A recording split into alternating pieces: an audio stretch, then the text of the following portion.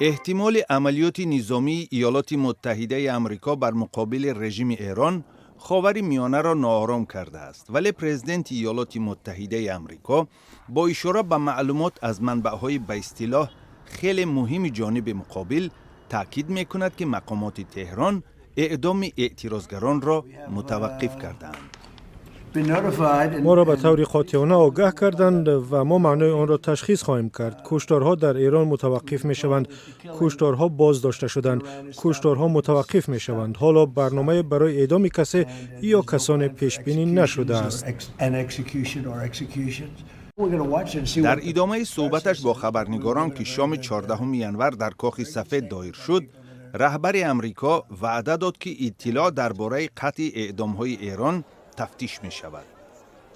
گروه مستقل حامی حقوق بشر با نام هرنا که مرکزش در ایالات متحده آمریکا می باشد، روز چهارشنبه گزارش داد که طبق اطلاع ثابت شده در ایران 2435 اعتراضگر به قتل رسیده، بیش از 18,000 اشتراکچی اعتراضها بازداشت شدند.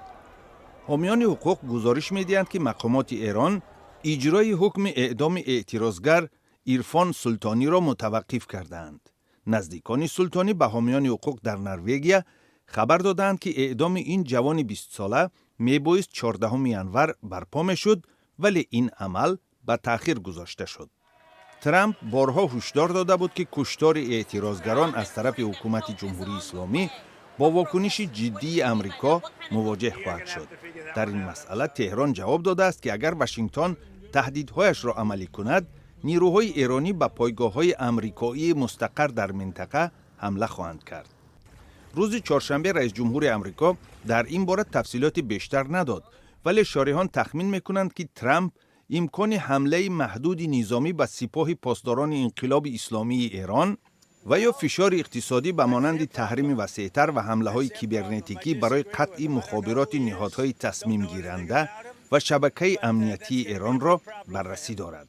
یک خبرنگار در داخل ایران با تکیه به صحبتش با راننده‌های تاکسی به رادیوی فردا گفت که افسران امنیتی به طبابتگاه‌ها حمله کرده اعتراضگران مجروح را به بازداشتگاه‌ها میبرند و حتی آنهایی را که با خود برده نمیتوانند در همانجا به قتل میرسانند. رادیوی آزادی نمیتواند گزارش‌های حامیان حقوق و منبع‌های دیگر درباره کشتارهای دست جمعی ایران را مستقلانه اثبات و یا رد کند.